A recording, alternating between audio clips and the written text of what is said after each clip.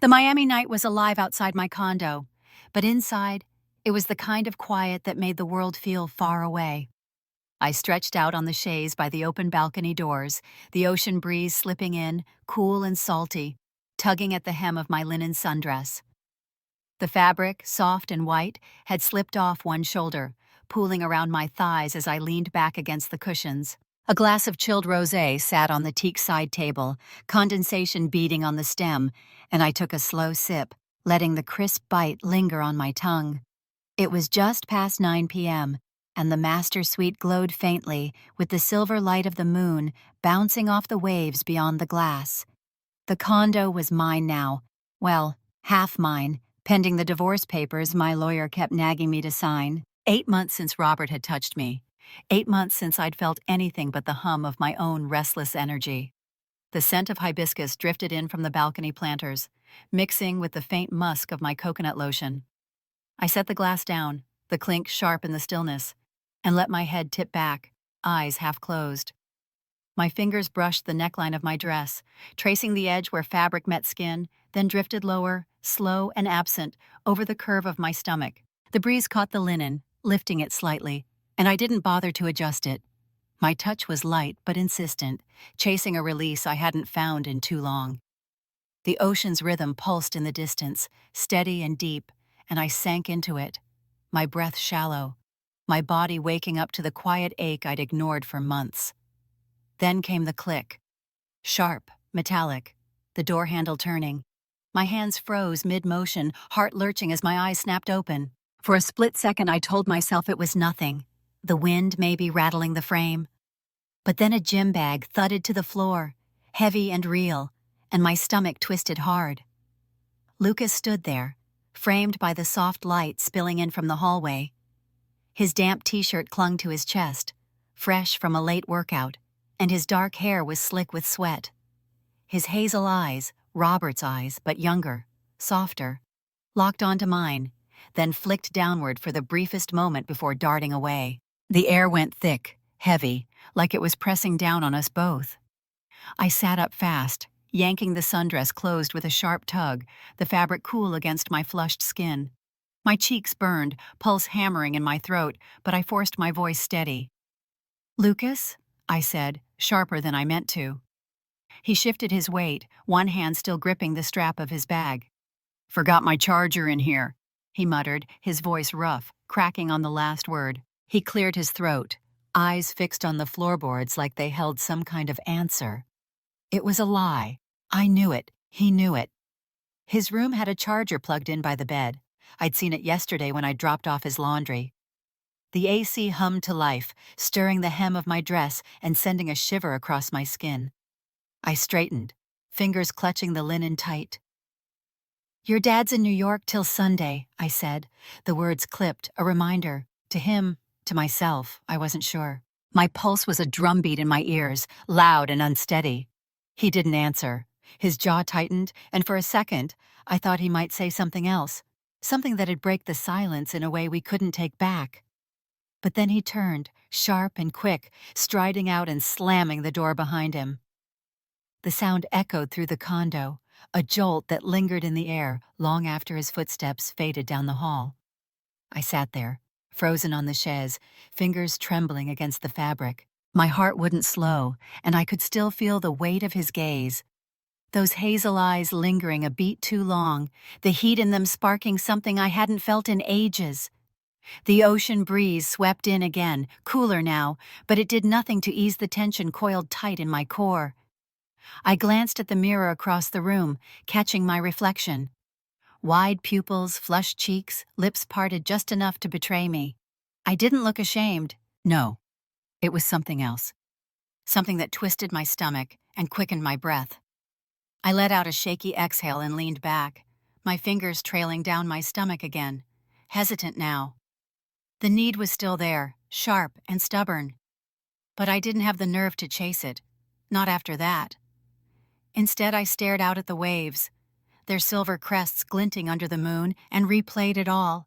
The click, the thud, the way Lucas had looked at me before he fled. The condo was quiet again, save for the AC's hum and the faint thud of my heartbeat. I closed my eyes, willing the thoughts away, but they stuck, heavy and insistent. And as I drifted into a restless half-sleep, one thing gnawed at me. This wasn't over. 2 days had crawled by since that night on the chaise, and the condo felt different, like the air itself was holding its breath, waiting for something to give. I sat at the glass dining table, the ocean stretching out beyond the windows, its surface catching the last of the sunset in streaks of gold and pink. Takeout containers of shrimp tacos and mango salsa sat between me and Lucas, steam curling up from the foil lids, the sharp tang of lime and cilantro filling the room. My wine glass, a deep ruby Malbec, caught the light, casting faint shadows on the table as I swirled it idly, watching the liquid cling to the sides like crimson veins. Lucas sat across from me, his knee bouncing under the table, a restless rhythm that rattled the silverware beside his untouched plate. He hadn't looked at me since he'd walked in 10 minutes ago, his hazel eyes fixed on the tacos or the wall behind me, anywhere but my face. His gym hoodie hung loose over his shoulders, the sleeves pushed up to his elbows, showing the faint flecks of muscle as he gripped his fork. I took a slow sip of wine, the bitterness sharp on my tongue, and studied him. The silence between us wasn't comfortable. It was heavy, the kind that felt like it might crack if either of us moved too fast. I set the glass down, the soft clink cutting through the quiet, and decided I'd had enough of it. "We need to talk about it, Lucas," I said, my voice calm but firm, like I was laying down a boundary I wasn't sure I could hold. His head snapped up, eyes narrowing slightly, a flicker of something. Defiance, maybe, crossing his face. "Talk about what?" he muttered, stabbing at a taco with his fork. Salsa splattered onto the pristine white tablecloth, a bright smear he didn't seem to notice. I leaned forward, elbows resting on the glass, my gaze steady on his. "You've been staring at me like a hawk since that night," I said, keeping my tone even though my pulse ticked up. "Like you're waiting for me to—" I trailed off, letting the words hang, testing him. "To what?" he cut in, his voice low and edged with something sharp. His knuckles whitened around the fork, the metal glinting under the pendant light overhead. I didn't flinch. "Touch myself again?" I said, blunt and unfiltered, watching his reaction. His jaw tightened, and for a moment he didn't move, just stared at me, the air between us thickening. Then he nodded, barely a jerk of his head. "Yeah," he said, voice rough, almost a growl. "I am." The words hit me like a wave, raw and heavy, and my pulse jumped, but I held his gaze. Something in his stare, dark, intense, stirred a heat I hadn't expected, and I couldn't look away. I took another sip of wine, the bitterness grounding me, and let the admission slip out before I could stop it. "Your dad hasn't touched me in 8 months, I said, the words sour on my tongue, sharper than I'd meant them to be. Lucas's expression flickered. Surprise, maybe, or something deeper. He looked away, jaw clenching like he was wrestling with himself. When he spoke, his voice was barely above a whisper, rough and halting. "Broke up with Mia last month," he said, pausing, his eyes flicking back to mine. "Kept seeing you instead." My heart skipped, fingers tightening around the stem of my glass. The room felt smaller, the walls pressing in, the air thick with a tension I couldn't name. I set the glass down, the sound louder than I'd intended, and forced my voice steady despite the way my blood raced. "Tomorrow," I said, locking eyes with him. "My room, 10 p.m., just matching rhythms, nothing more." He didn't answer right away. His gaze held mine, dark and unreadable, searching for something I wasn't sure I could give. Then he nodded, just once, sharp and decisive, and the silence settled back in, heavier now, charged with what we'd just agreed to. I picked at my taco, the shrimp cold against my fingers, though I wasn't hungry. Lucas didn't eat either, his knee still bouncing, his fork abandoned beside his plate. The sunset faded to dusk outside, the ocean turning slate gray, and we finished dinner without another word. The weight of it, of tomorrow, hung between us like a third presence at the table, quiet but impossible to ignore. The next afternoon, the condo was drenched in golden sunlight, pouring through the floor-to-ceiling windows and spilling across the hardwood floors. The ocean glittered beyond the balcony, a restless shimmer of blue that matched the hum in my chest. I moved through the living room with deliberate slowness, barefoot, the plush rug soft under my soles as I bent to water the potted palm in the corner. My cut-off denim shorts hugged my hips, frayed edges brushing my thighs, and the loose tank top I wore shifted as I reached up, the hem riding high to expose a sliver of skin. The air smelled of salt and the faint citrus of the cleaner I'd used earlier, a crisp edge to the warmth of the day. Lucas sprawled on the couch, a textbook open on his lap. Something about kinesiology, I figured, from his gym trainer gig. But his eyes weren't on the page. They tracked me, dark and steady, following every move I made. I could feel the heat of his stare, heavy and unyielding, and I didn't mind. If anything, I leaned into it, stretching higher to tip the watering can over the palm's top leaves. The denim crept up my thighs, and I heard the sharp intake of his breath behind me, a quick, rough sound that sent a thrill curling through my core. I didn't turn around, didn't acknowledge it, just straightened slowly, letting the moment hang, a smirk tugging at the corner of my lips. I padded to the kitchen, the tile cool against my feet, and opened the fridge. The blast of cold air prickled my skin as I grabbed a bottle of water, twisting the cap off with a soft crack. I tilted my head back, taking a long, slow sip, and let a few drops spill, deliberately, down my chin, over my collarbone, tracing a chilly path under the thin fabric of my tank. "Oops," I murmured, more for effect than anything, setting the bottle on the counter and reaching for a paper towel. I dabbed at the water, catching his reflection in the glass door of the microwave. His jaw was tight, hazel eyes locked on the trails glistening on my skin, and he looked away fast, like he'd been caught. "You're pushing it, Grace," he muttered, voice low and strained, his fingers gripping the textbook until the pages crinkled. I turned to face him, leaning casually against the counter, one hip cocked. "Just thirsty," I said, my tone light, innocent, though the glint in my eyes said otherwise. I stepped closer, sliding onto a stool at the island, and let my bare foot brush his calf under the table, just a graze, slow and teasing. He froze, the textbook forgotten, his breath hitching again. "Don't," he warned, but the word lacked bite, more plea than command. "Don't what?"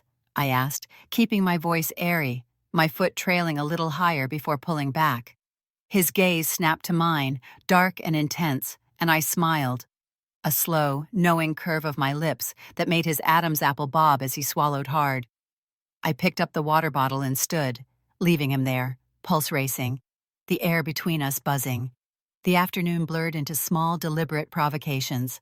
I stretched to grab a coaster from a high shelf, the tank top lifting to bare my midriff. Later, I bent to pick up a napkin I'd accidentally dropped, the denim pulling taut across my hips. Each time, I caught his eyes lingering, on the curve of my waist, the line of my legs, his jaw clenching as he forced himself to look away.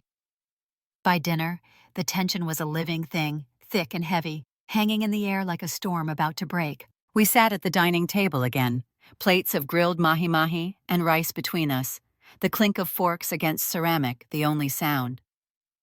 My foot found his again under the table, brushing his ankle, and this time he didn't pull away, just stared at his plate, knuckles white around his fork. When we cleared the table, neither of us spoke.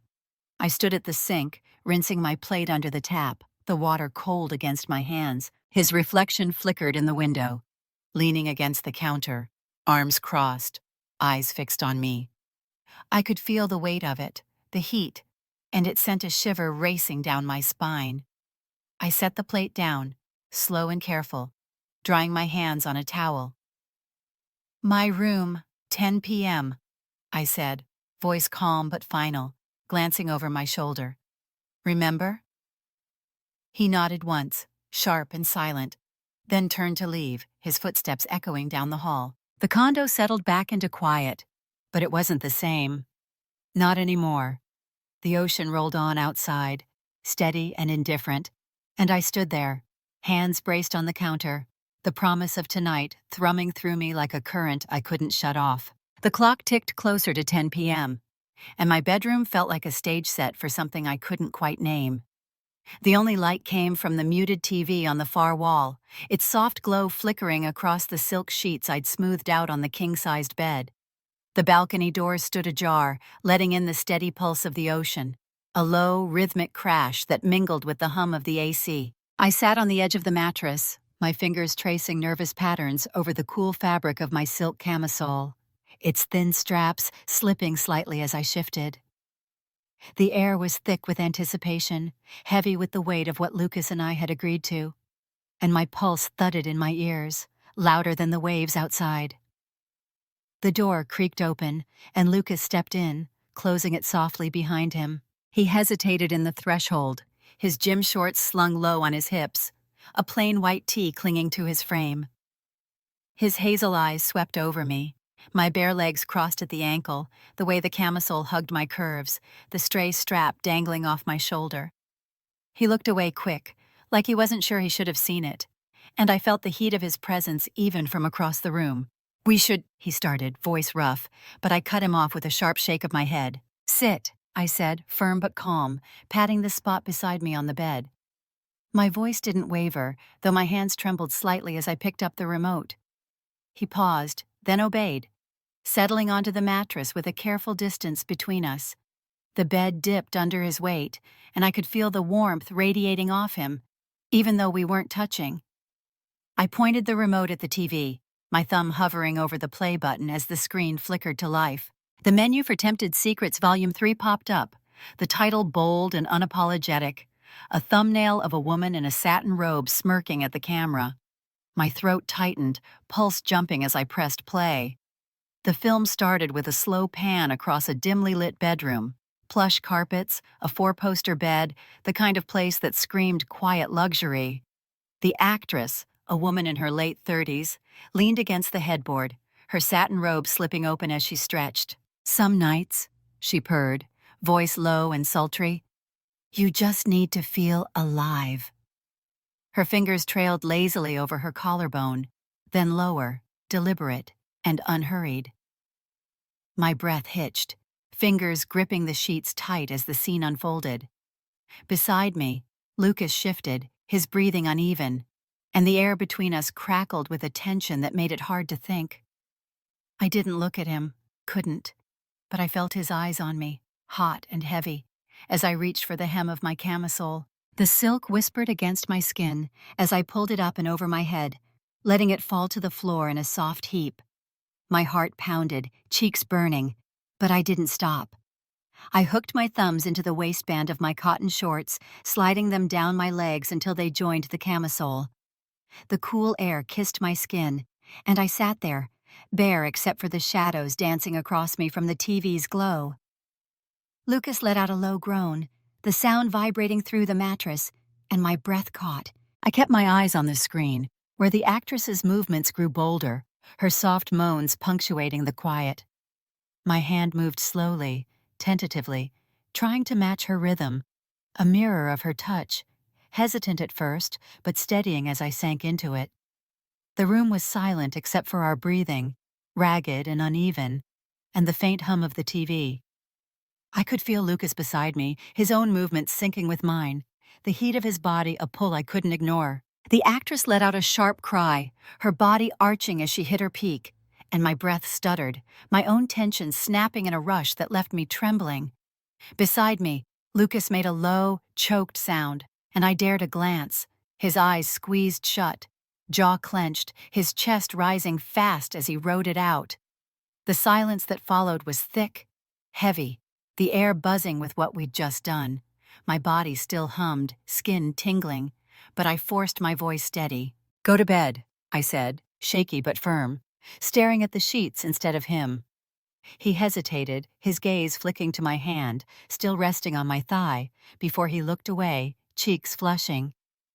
He stood, fumbling for his shorts, pulling them on with unsteady hands. He didn't say a word, just grabbed his shirt and slipped out, closing the door with a soft click. I sat there, frozen, the TV credits rolling in a blur of white text. My fingers twitched, a flush creeping up my neck as I thought of his eyes lingering on them, even for a second. The ocean rolled on outside, indifferent, and I stared at the screen, mind racing with 1,000 thoughts I couldn't untangle. What we'd done hung in the air, a quiet storm I wasn't ready to face. Morning light streamed through the condo's big windows, casting a warm glow over the sleek kitchen. I sat at the marble island, cradling a coffee mug between my hands, the steam curling up in lazy wisps. The scent of dark roast mingled with the buttery aroma of toast drifting from the counter where Lucas stood, his back to me. I'd slipped into one of his oversized tees after last night, the hem brushing my thighs, my hair loosely tied back with a scrunchie. The ocean breeze slipped in through the cracked balcony door, cool against my skin, but it couldn't touch the heat still simmering in my chest. Lucas moved with a quiet focus, buttering a slice of toast with slow, deliberate strokes. His broad shoulders shifted under a thin gray tank, the muscles flexing as he worked the knife. He hadn't said much since he'd shuffled in 10 minutes ago, just a mumbled, "morning," that barely broke the silence. I watched him over the rim of my mug, my eyes tracing the line of his neck, the way his dark hair curled slightly at the nape. Last night played on a loop in my head. The flicker of the TV, the sound of his breathing, the weight of his gaze. My cheeks warmed at the memory, and I took a sip of coffee, hoping the bitter kick would steady me. "I want to watch you finish tonight," he said suddenly, his voice low but firm, cutting through the quiet like a blade. My mug clattered against the marble, a few dark drops splashing onto the pristine surface. My pulse jumped, breath catching in my throat as I stared at him. "That wasn't the deal," I said, my voice shaky, the words spilling out before I could smooth them over. He turned to face me, hazel eyes locking onto mine, steady and unyielding. He licked a smear of butter off his thumb, the gesture slow and deliberate, and my stomach twisted at the sight. "Deals change," he said, calm but firm, like he'd already made up his mind. The air crackled between us, thick with tension, his words hanging heavy in the silence. I opened my mouth to argue, to remind him of the lines we'd drawn, but the words stuck, tangled up in the heat coiling low in my belly. His gaze didn't waver, boring into me with an intensity that made my thoughts scatter. "Well?" he prompted, voice rough, leaning slightly against the counter. I hesitated, fingers tightening around the mug, the ceramic warm against my palms. The thought of him watching, really watching, no screen between us, felt too raw, too close. But I couldn't deny the shiver that ran down my spine, the way my skin prickled at the idea. "I'll think about it," I said finally, looking away, my eyes dropping to the spilled coffee pooling on the marble. He didn't push, just nodded once, sharp and silent, then turned back to the toaster, grabbing another slice of bread. The tension didn't fade, though. It hung in the air, electric and stubborn, as I sat there, coffee cooling in my hands. The morning dragged on in a haze of awkward silences and stolen glances. I tried to focus on my laptop, answering emails about a client's beach house reno, but my mind kept drifting, to the way he'd looked at me over breakfast, the heat in his eyes, the rough edge to his voice. Lucas acted like nothing had shifted, moving through the condo with his usual ease. He grabbed his gym bag, slinging it over his shoulder as he headed out for a workout. But I caught the way his gaze lingered on me, on the bare stretch of my legs under his shirt, the curve of my neck as I typed. His jaw tightened when he thought I wasn't looking, and it sent a jolt through me every time. By evening, the tension was a tight wire, humming between us as the sun dipped below the horizon. I paced the living room, barefoot on the hardwood, the ocean's rhythm a faint pulse through the windows. My mind raced, guilt, want, 1,000 what-ifs I couldn't untangle. The clock struck 10, and a soft knock sounded at my bedroom door. Lucas stepped in, filling the space with his presence.